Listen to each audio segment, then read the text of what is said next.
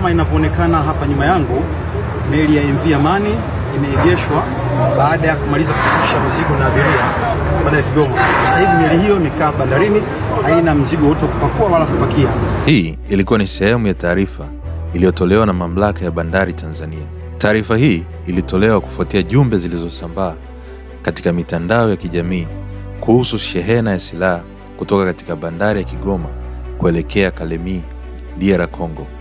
Taarifa hiyo ilieleza: mosi, taarifa inayosambaa katika mitandao ya kijamii na makundi sogozi kwa njia ya sauti si taarifa sahihi, ni potofu, na mtoa taarifa ametoa kwa nia ovu ya kupotosha umma wa wananchi wa Tanzania na Jamhuri ya Kidemokrasia ya Kongo, kuichafua Tanzania na kufifisha uhusiano wa kindugu uliopo kati ya nchi hizi mbili na jitihada kubwa za ushirikiano uliopo kati ya serikali hizi mbili katika kuimarisha uhusiano na kuleta maendeleo kwa wananchi wake, imeeleza taarifa hiyo. Pili, taarifa sahihi ni kwamba hakuna shehena yoyote ile ya silaha zinazopita katika bandari ya Kigoma kwenda Kalemi nchini DRC.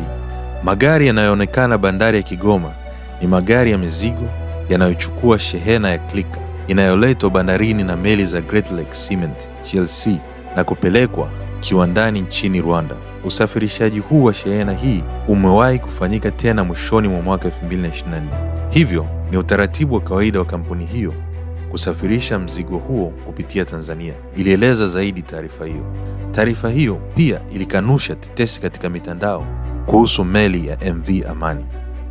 Sehemu ambapo ilikuwa naegesha jana wameitoa hapo, wamekuwa sispe kuhusu jinsi vitu ambavyo walikuwa wanapakia, lakini imefungwa kwa dakika hizi.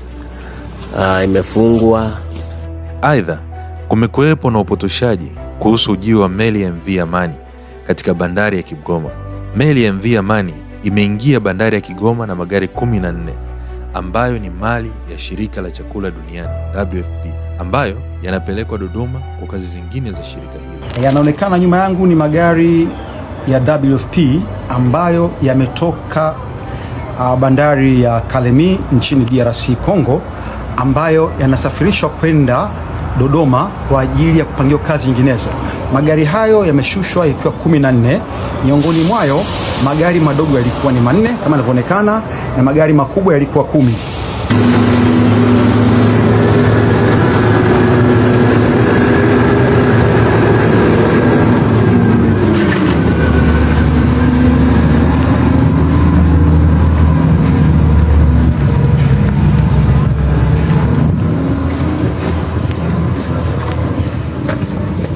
Tatu, bandari za Tanzania ikiwemo bandari ya Kigoma inahudumia shehena za mizigo mingi kutoka na kwenda Jamhuri ya Kidemokrasia ya Kongo, na katika shehena hizo hakuna shehena ya silaha zozote kwa sasa zinazoingia na kutoka Kongo kupitia bandari ya Kigoma.